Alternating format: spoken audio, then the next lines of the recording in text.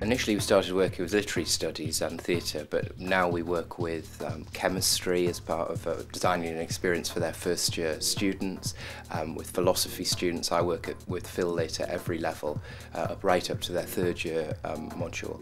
And we've run events for neuroscience and psychiatry as well. My main focus for collaboration has been with the Royal Shakespeare Company. And it's no accident that the Capital Partnership coincided with Michael Boyd taking over as artistic director and reclaiming the ensemble tradition in the RSC, and also the idea of the RSC becoming a learning organisation. So learning is very much at the heart of the RSC, not just in the education department at the end of a corridor. Like the whole organisation is thinking, interested in pedagogy and being a learning organisation. I think that ensemble is important from an educational point of view because they develop those kinds of team working skills, sensitivity to others, working with difference, working across disciplines, drawing information from a number of different fields, applying them together to problems, and finding ways of doing that, equitably, effectively, efficiently, ethically. Should Angelo be executed for his corrupt and tyrannical conduct? Shakespeare and the Law is a course that we teach for law students and English students jointly in the same classroom. We take 3 trials from Shakespeare's plays and we examine them for their legal content, and specifically looking at the way Shakespeare uses the language of the law, the rhetoric, to persuade his audience in the way that a lawyer would in the courtroom. I'm Professor Peter Sadler. I'm head of the Department of Chemistry here at the University of Warwick. We had workshops with our 103 students and assigned them each an element of the periodic table, and they had to behave like those elements in the open space to learn how those elements react. Do they react with other elements, in other words their fellow students in the year, to learn where their place was in the periodic table and how those elements behave in terms of their hardness, their softness, whether they melt or not, and so on.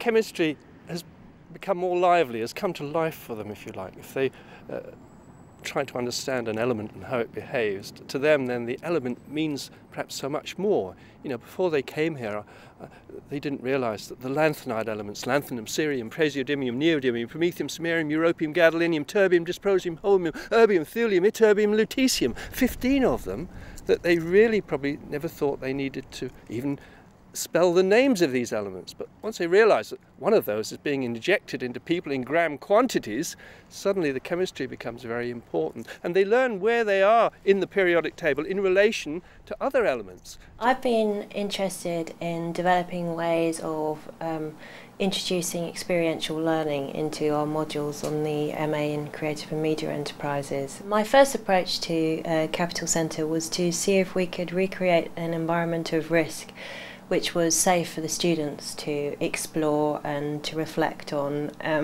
that would take them to maybe the edge of their personal comfort zone and get them to think about their attitudes to security, risk-taking, how flexible they are in adapting to new situations.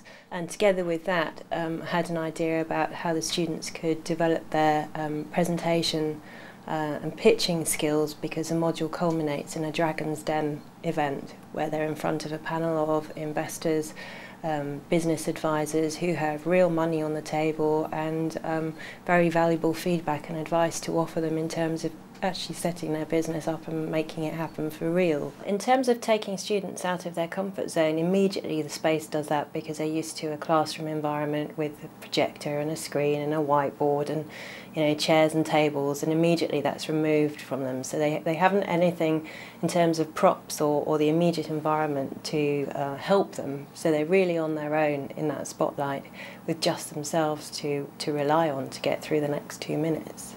Lively, creative, open space learning, I think has very exciting prospects. We're fortunate here, you see, that I, as a chemist, get the help of a director of the Royal Shakespeare Company and a Capital Centre and so on. I have arts colleagues who actually have been magnificent in their willingness to get embedded in the subject of chemistry.